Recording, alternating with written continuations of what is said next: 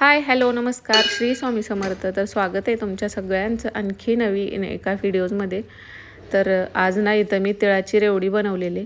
तर मकर संक्रांत म्हटल्यानंतर आपण वेगवेगळ्या तिळाच्या रेसिपी ट्राय करतो, जसं की तिळाचे लाडू आले. आता जे तिळगुळ असतात ना ते सुद्धा घरी बनवता येतात, पण त्याची प्रोसेस खूप मोठी आहे. जे पांढरेवाले तिळगुळ असतात बघा साखरेचे, पण ही तिळाची रेवडी करायला सोपी आहे, झटपट होते आणि तुम्ही पहिल्यांदा ट्राय केलं तरीसुद्धा बनवू शकाल. एवढी सोपी आहे आणि छान खुसखुशीत होते.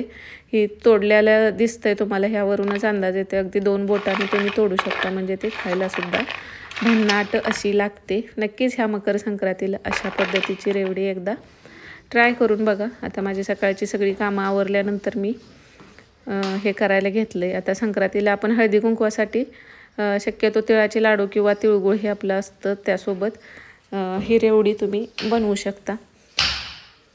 तर इथं ना 1 वाटी गूळ घ्यायचा आहे. आता एकाच वाटीने प्रमाण घेऊ शकता आणि तेवढीच साखर आपल्याला घ्यायची, जेवढी साखर तेवढाच गूळ. तर 1 वाटी साखर, 1 वाटी गूळ आणि ताटाला थोडंसं तूप लावून ठेवायचं अगोदरच. वेळ लागत नाही, 20 मिनटं तुमच्याकडे वेळ असेल तर तुम्ही बनवू शकता. पण ना पहिल्यांदा ट्राय करताना अगदी छोट्या वाटीच्या प्रमाणात ट्राय करा, म्हणजे तुम्हाला पण लक्षात येतं. म्हणजे आपलं चुकून काही चुकलं तरीसुद्धा आपल्याला आयडिया येते. तर इथं 1 वाटी साखर, 1 वाटी गूळ आणि पाऊण वाटी एवढं पाणी मी टाकलेलं आहे. तर ह्याचा ना गोळीबंद असा आपल्याला पाक करून घ्यायचा आहे. मोठ्या गॅसवरती पाक केला तरी चालतो. गूळ यामध्ये मिक्स केल्यामुळे पाक लवकर येतो. साखरेचा पाक यायला वेळ लागतो, पण गुळाचा पाक पटकन येतो. आता हे उकळे आल्यानंतर ना मी गाळून घेतलं आहे, पण गाळून घेतलेलं ते स्किप झालं. व्हिडिओ पॉज केलेल्यानंतर चालू नव्हता त्यामुळं. आणि कारण गुळामध्ये कचरा असतो म्हणून गाळून घ्यायचं. गूळ स्वच्छ असेल तर गाळून घ्यायची गरज नाही. यामध्ये थोडंसं तूप टाकायचं, अगदी चमच्याभर छोटा. आणि अशा कन्सिस्टन्सीलाच आता हा पाक आपला तयार झालेला आहे. तुम्हाला चेक करून दाखवते. तुम्ही दुसऱ्यांदा बनवलं तर तुम्हाला पाक चेक करायची गरज पडणार नाही, म्हणजे आपल्याला पण आयडिया येते. पण पाक नेहमी चेक करूनच बघायचा. तर हा असा पाक तयार झालेला आहे. तर पाण्यात टाकल्यानंतर पण ना लगेच सेट होतो आणि लगेच ह्याची गोळी बनते. तर आपण चिक्कीला एकदम कडक करतो, इतका कडक करायची गरज नाही आपल्याला. इथं गोळी बंद झाली ना आणि ही गोळी थंड झाली की पाण्यात टाकल्यावर बघा आवाज येतो हिचा. तर हा पाक आपला तयार आहे. गॅस बंद करून घ्यायचा आहे आता. तर कडकडीत इतकी गोळी नाही, अशा पद्धतीची गोळी तयार करायची. आणि आता ना माझं कसं झालं, पूर्ण ताटाला तूप लावायला पाहिजे होतं, ते लावलं नाही. आणि थोडीशी अजून एक चूक इथं झाली ती तुम्हाला सांगते मी पुढं. आता मिश्रण जास्त असेल तर सगळ्या ताटाला, पूर्ण ताटाला तूप लावून घ्या, म्हणजे ते चिटकत नाही. आणि टाकल्यानंतर ना 1-2 मिनटं तरी ना त्याला सेट होऊ द्या. लगेच त्याला हलवू नका. मी काय केलं, त्याला लगेच हलवाय घेतल्यामुळं ना ते थोडंसं सगळीकडे असं चिकटलं आणि तूप पूर्ण ताटाला नव्हतं. त्यामुळं ह्या 2 चुका करू नका. ताटात टाकल्यानंतर ना पूर्ण ताटाला तूप लावा आणि 3 मिनटं तरी ना त्याला तसंच सोडून द्या. लगेच हलवू नका. तर लगेच हलवायची चूक केली तर मग ते सगळ्या ताटाला पसरतं. ते काढणं नंतर अवघड जातं. तर तशी चूक तुम्ही करू नका.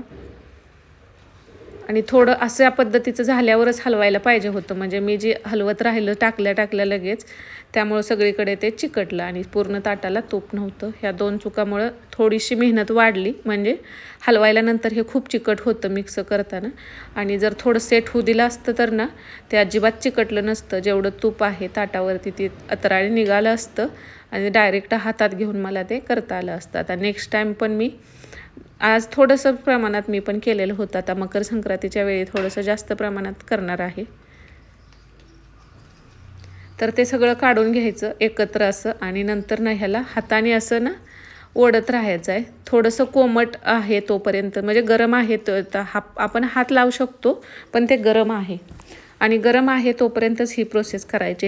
हे थोडं फास्ट करायचं आहे, कारण थंड झालं तर नंतर ना हे आपण जी रेवडी बनवतो आहे ती येणार नाही. त्यामुळं जेवढं तुम्हाला ओढून घेता येतं आहे ना तेवढं असं ताणून ओढून घ्यायचं आहे. एकत्र करायचं, परत ओढून घ्यायचं, अशी क्रिया आपल्याला करत राहायची. ह्यामुळेच रेवडी आपली खुसखुशीत होते, ती चिवट कडक होत नाही.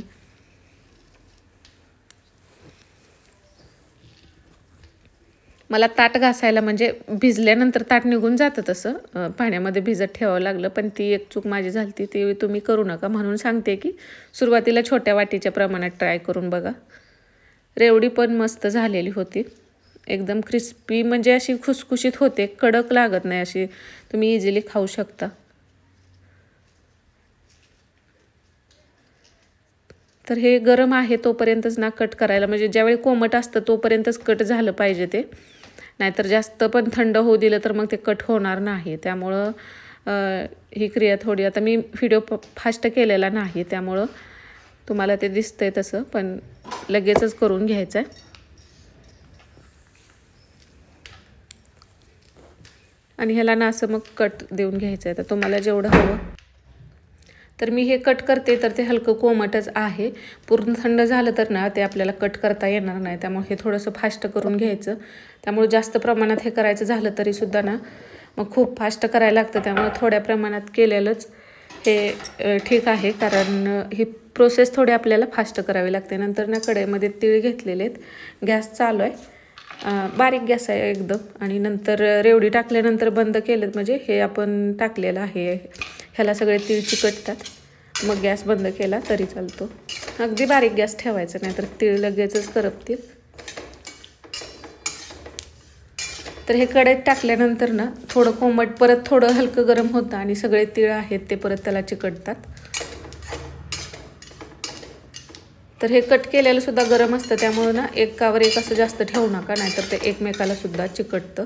कढईत असं टाकताना पण ते असे सेपरेट टाका, एक एक करून, आणि असं हलवून घ्यायचं. थोड्या वेळानंतर मग गॅस बंद केलेला आहे. आता ही अशी हलकी रेवडी गरम राहते, त्यामुळं गरम झाल्यामुळं ना ते तीळ व्यवस्थित चिकटतात. तर हे आता परत काढून घ्यायचं. गॅस मी लगेचच बंद केलेला आहे. रेवडी टाकल्यानंतर गॅस बंद करून घ्यायचा. तीळ गरम होतात, गरम कढई असते त्यामुळं चिकटतात व्यवस्थित.